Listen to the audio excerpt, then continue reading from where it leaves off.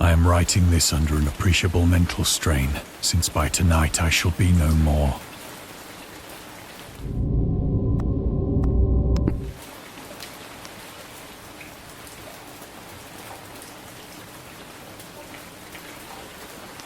Penniless, and at the end of my supply of the drug which alone makes life endurable, I can bear the torture no longer, and shall cast myself from this garret window into the squalid street below. Do not think from my slavery to morphine that I am a weakling or a degenerate. When you have read these hastily scrawled pages, you may guess, though never fully realize, why it is that I must have forgetfulness or death.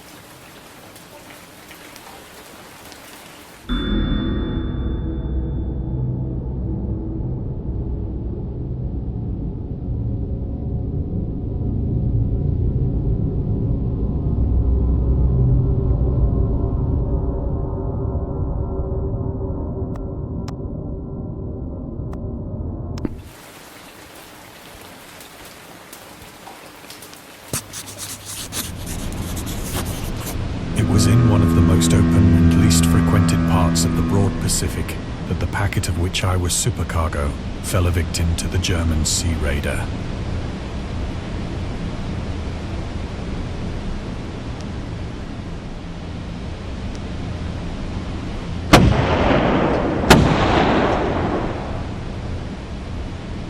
The Great War was then at its very beginning, and the ocean forces of the Hun had not completely sunk to their later degradation, so that our vessel was made a legitimate prize, whilst we of her crew were treated with all the fairness and consideration due us as naval prisoners.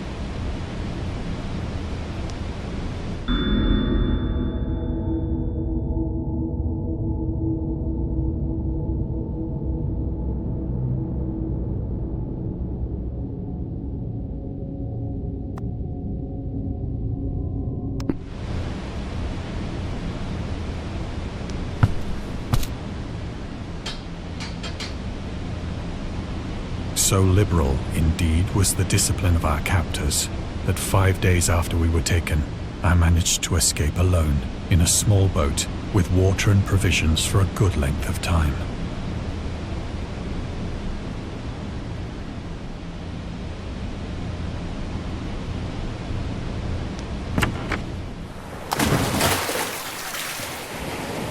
When I finally found myself adrift and free, I had but little idea of my surroundings.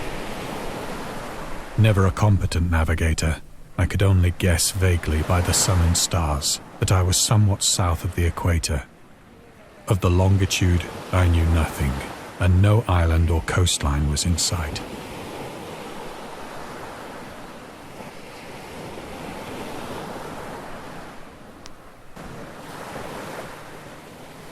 The weather kept fair, and for uncounted days I drifted aimlessly beneath the scorching sun, waiting either for some passing ship or to be cast on the shores of some habitable land.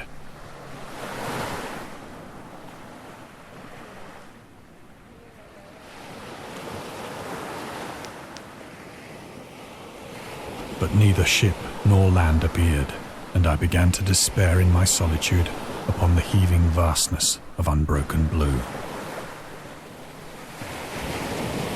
The change happened whilst I slept.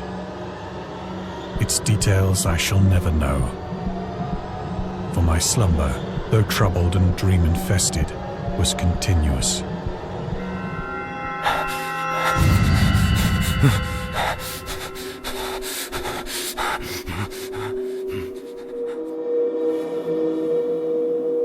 When at last I awoke, it was to discover myself half sucked into a slimy expanse of hellish black mire, which extended about me in monotonous undulations as far as I could see, and in which my boat lay grounded some distance away. Though one might well imagine that my first sensation would be of wonder at so prodigious and unexpected a transformation of scenery, I was in reality more horrified than astonished, for there was in the air and in the rotting soil a sinister quality which chilled me to the very core. The region was putrid with the carcasses of decaying fish, and of other, less describable things which I saw protruding from the nasty mud of the unending plain. Perhaps I should not hope to convey in mere words the unutterable hideousness that can dwell in absolute silence and barren immensity. There was nothing within hearing, and nothing in sight, save a vast reach of black slime. Yet the very completeness of the stillness and the homogeneity of the landscape oppressed me with a nauseating fear. The sun was blazing down from a sky which seemed to me almost black in its cloudless cruelty, as though reflecting the inky marsh beneath my feet.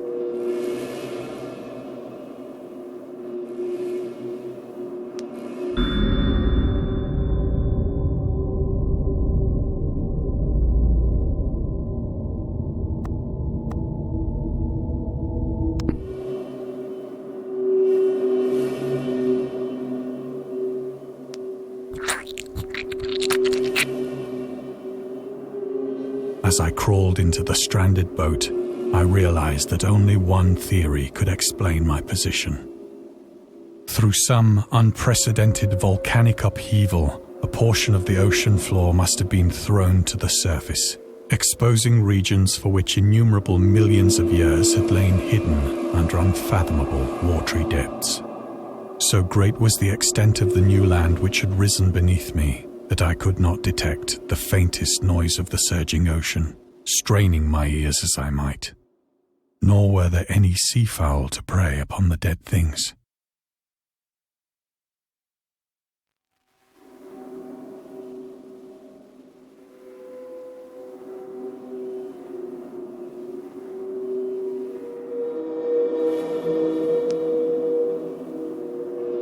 For several hours I sat thinking or brooding in the boat, which lay upon its side and afforded a slight shade as the sun moved across the heavens. As the day progressed, the ground lost some of its stickiness and seemed likely to dry sufficiently for traveling purposes in a short time. That night I slept but little, and the next day I made for myself a pack containing food and water, preparatory to an overland journey in search of the vanished sea and possible rescue.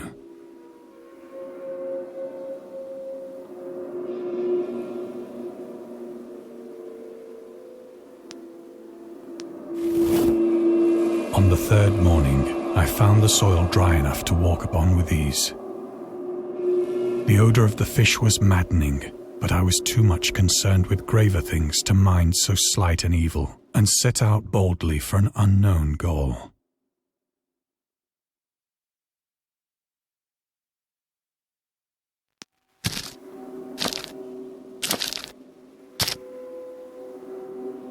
All day I forged steadily westward, guided by a faraway hummock which rose higher than any other elevation on the rolling desert.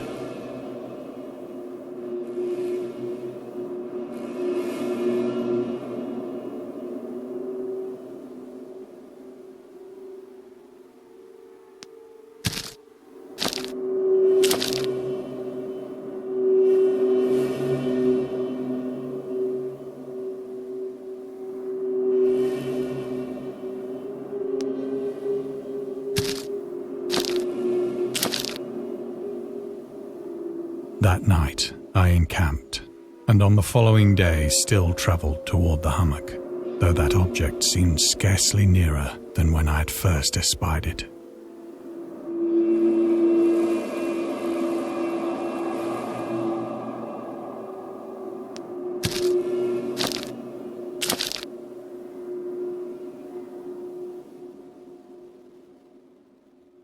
By the fourth evening, I attained the base of the mound, which turned out to be much higher than it had appeared from a distance. An intervening valley setting it out in sharper relief from the general surface. Too weary to ascend, I slept in the shadow of the hill. I know not why my dreams were so wild that night, but ere the waning and fantastically gibbous moon had risen far above the eastern plain, I was awake in a cold perspiration, determined to sleep no more. Such visions as I had experienced were too much for me to endure again. And in the glow of the moon I saw how unwise I had been to travel by day. Without the glare of the parching sun, my journey would have cost me less energy. Indeed, I now felt quite able to perform the ascent which had deterred me at sunset. Picking up my pack, I started for the crest of the eminence.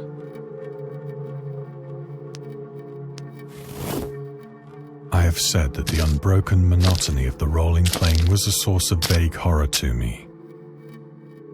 But I think my horror was greater when I gained the summit of the mound and looked down the other side into an immeasurable pit or canyon, whose black recesses the moon had not yet soared high enough to illumine. I felt myself on the edge of the world, peering over the rim into a fathomless chaos of eternal night. Through my terror ran curious reminiscences of Paradise Lost and of Satan's hideous climb through the unfashioned realms of darkness. As the moon climbed higher in the sky, I began to see that the slopes of the valley were not quite so perpendicular as I had imagined.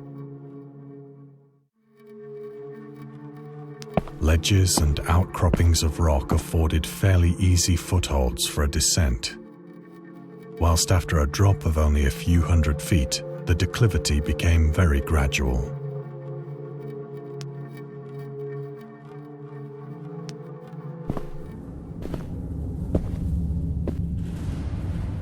Urged on by an impulse which I cannot definitely analyze, I scrambled with difficulty down the rocks and stood on the gentler slope beneath, gazing into the Stygian deeps, where no light had yet penetrated. All at once, my attention was captured by a vast and singular object on the opposite slope, which rose steeply about 100 yards ahead of me, an object that gleamed whitely in the newly bestowed rays of the ascending moon.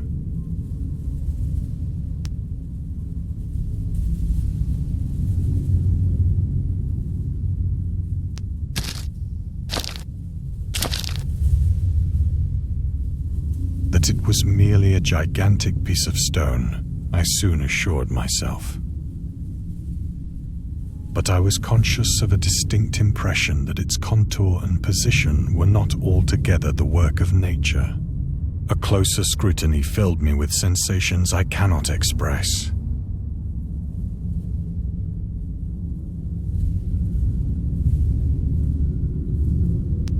For despite its enormous magnitude, and its position in an abyss which had yawned at the bottom of the sea since the world was young, I perceived beyond a doubt that the strange object was a well-shaped monolith, whose massive bulk had known the workmanship and perhaps the worship of living and thinking creatures.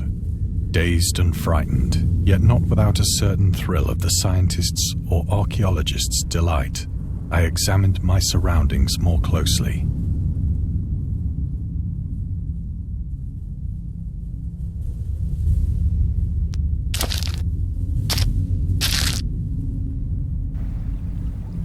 The moon, now near the zenith, shone weirdly and vividly above the towering steeps that hemmed in the chasm, and revealed the fact that a far-flung body of water flowed at the bottom, winding out of sight in both directions and almost lapping my feet as I stood on the slope.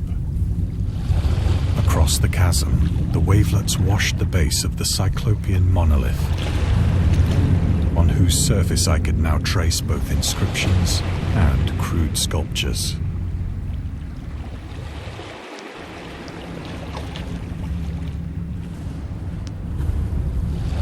The writing was in a system of hieroglyphics unknown to me and unlike anything I had ever seen in books, consisting for the most part of conventionalized aquatic symbols such as fishes, eels, octopi, crustaceans, mollusks, whales, and the like.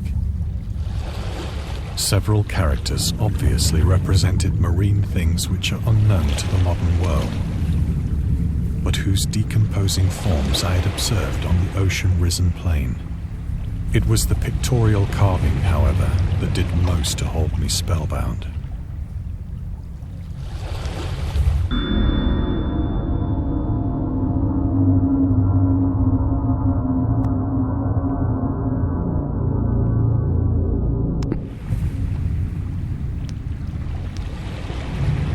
visible across the intervening water on account of their enormous size were an array of bas-reliefs whose subjects would have excited the envy of a doré. I think that these things were supposed to depict men, at least a certain sort of men, though the creatures were shown disporting like fishes in the waters of some marine grotto, or paying homage at some monolithic shrine which appeared to be under the waves as well. Of their faces and forms I dare not speak in detail, for the mere remembrance makes me grow faint, grotesque beyond the imagination of a Poe or a Bulwer. They were damnably human in general outline, despite webbed hands and feet, shockingly wide and flabby lips, glassy, bulging eyes, and other features less pleasant to recall. Curiously enough, they seemed to have been chiseled badly out of proportion with their scenic background, for one of the creatures was shown in the act of killing a whale, represented as but little larger than himself. I remarked, as I say, their grotesqueness and strange size, but in a moment decided that they were merely the imaginary gods of some primitive fishing or seafaring tribe. Some tribe whose last descendant had perished eras before the first ancestor of the Piltdown or Neanderthal man was born.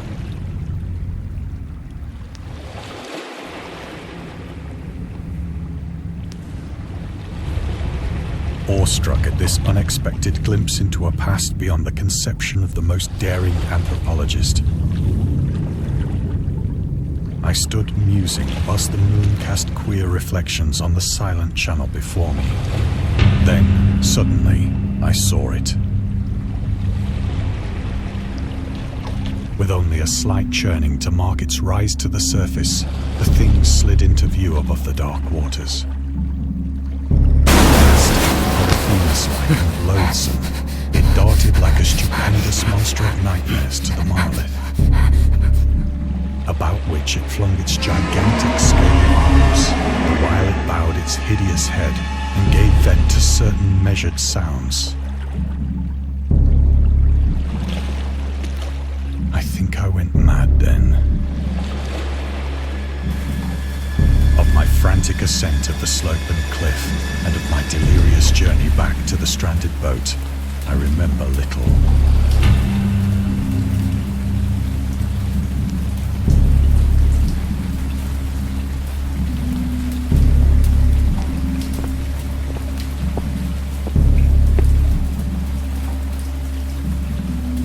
I sang a great deal and laughed oddly when I was unable to sing.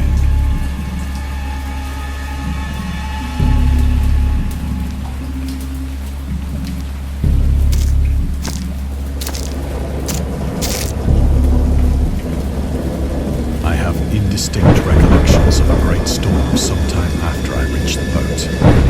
At any rate, I know that I heard pearls of thunder and other tones which nature utters only in her wildest notes.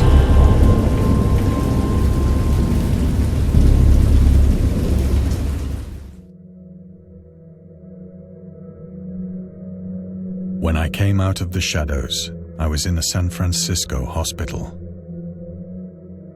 brought thither by the captain of the American ship which had picked up my boat in mid-ocean.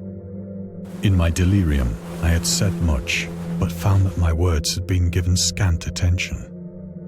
Of any land upheaval in the Pacific, my rescuers knew nothing, nor did I deem it necessary to insist upon a thing which I knew they could not believe.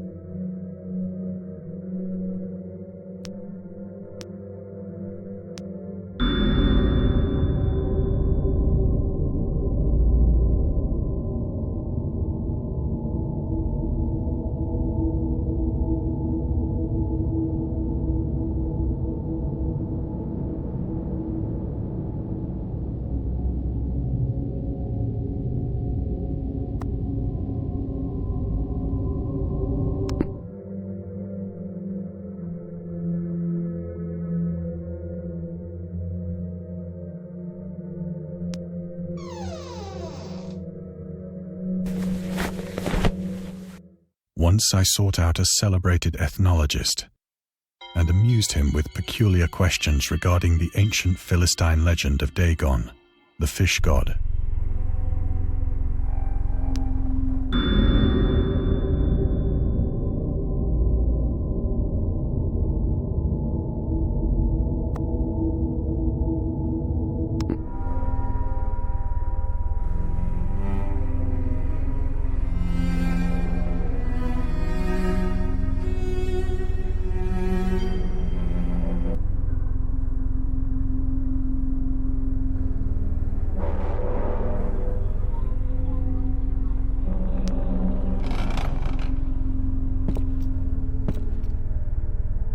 But soon perceiving that he was hopelessly conventional, I did not press my inquiries.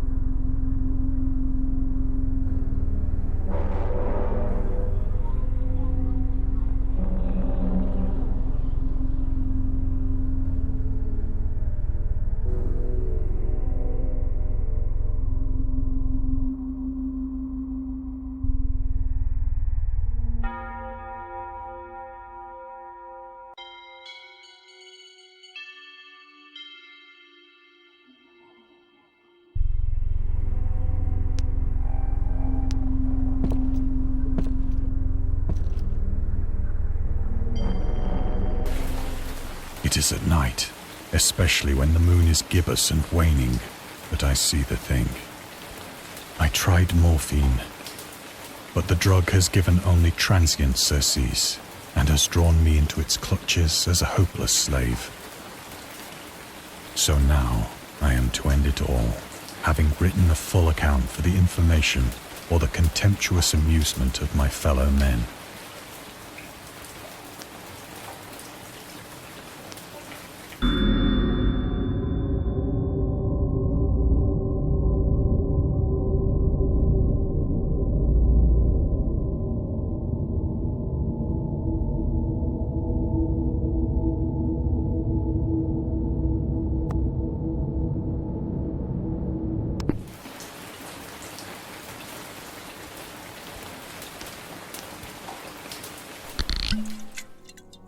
Often, I ask myself if it could not all have been a pure phantasm. A mere freak of fever as I lay sun-stricken and raving in the open boat after my escape from the German man-of-war. This I ask myself, but ever does there come before me a hideously vivid vision in reply. I cannot think of the deep sea without shuddering at the nameless things that may at this very moment be crawling and floundering on its slimy bed, worshipping their ancient stone idols and carving their own detestable likenesses on submarine obelisks of water-soaked granite. I dream of a day when they may rise above the billows to drag down into their reeking talons the remnants of puny, war-exhausted mankind, of a day when the land shall sink and the dark ocean shall ascend amidst universal pandemonium.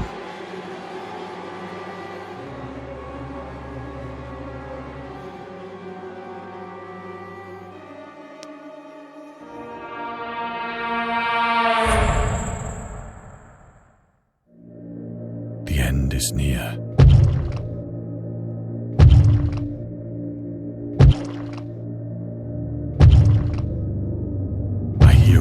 At the door, as of some immense slippery body lumbering against it.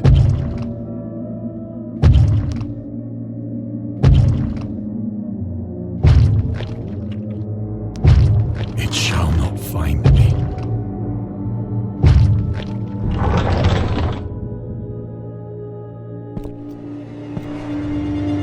God, that hand!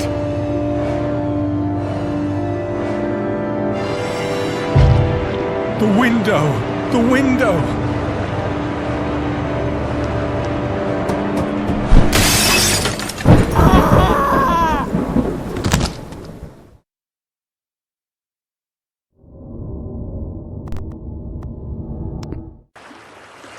Heave to!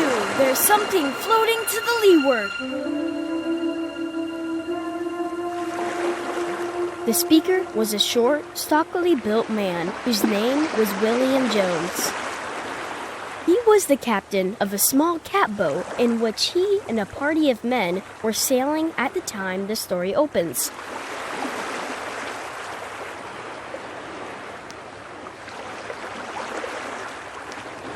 "Aye, aye, sir," answered John Towers, and the boat was brought to a standstill. Captain Jones reached out his hand for the object, which he now discerned to be a glass bottle. "Nothing but a rum flask that the men on the passing boat threw over," he said. But from an impulse of curiosity, he reached out for it. It was a rum flask, and he was about to throw it away when he noticed a piece of paper in it. He pulled it out, and on it read the following. January 1st, 1864. I am John Jones, who writes this letter. My ship is fast sinking with the treasure on board. I am where it is marked on the enclosed chart.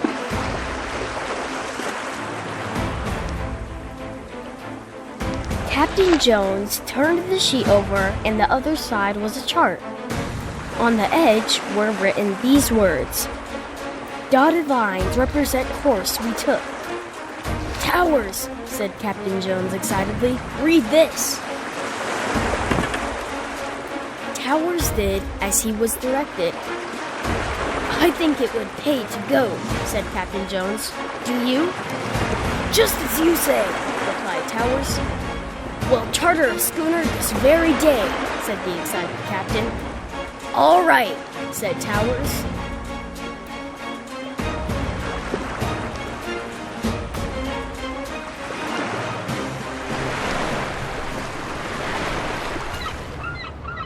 So they hired a boat.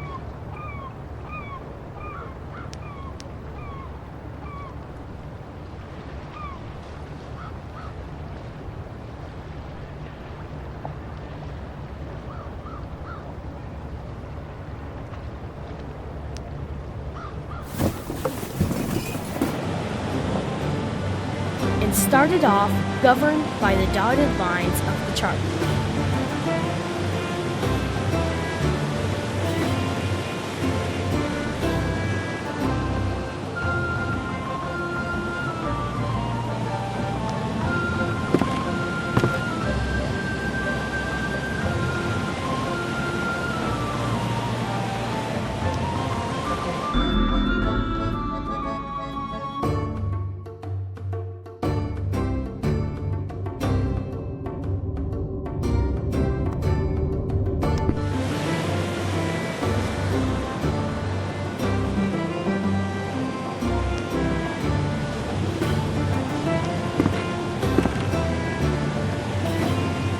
In 4 weeks, they reached the place where directed.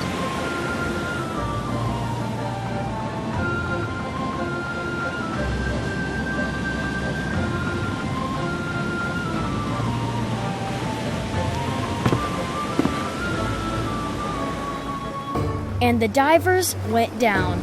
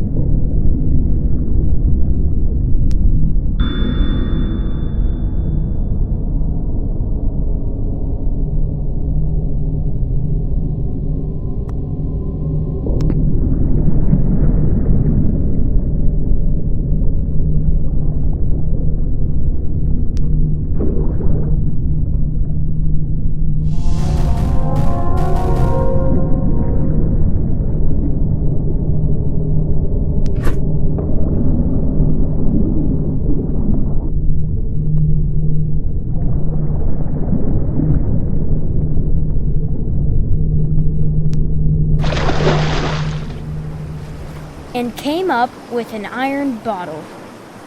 They found in it the following lines scribbled on a piece of brown paper.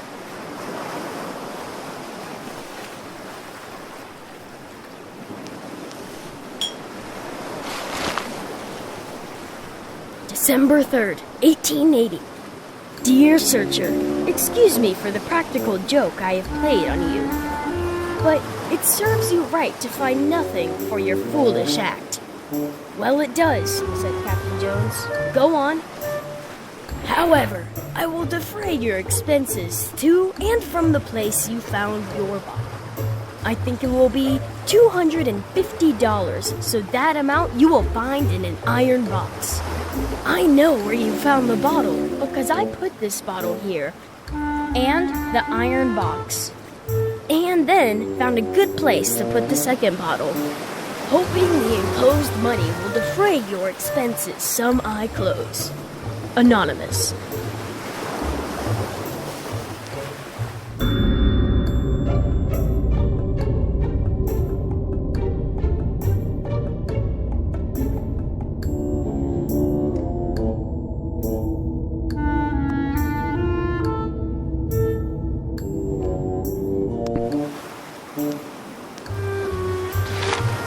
I'd like to kick his head off, said Captain Jones. Here, diver, go and get the $250.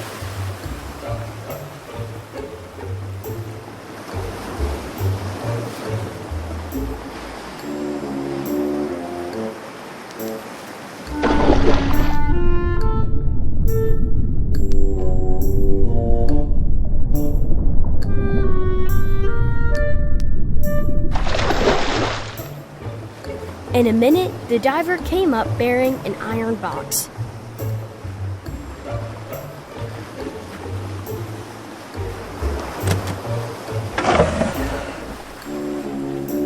Inside it was found $250. It defrayed their expenses. But I hardly think that they will ever go to a mysterious place as directed by a mysterious bottle.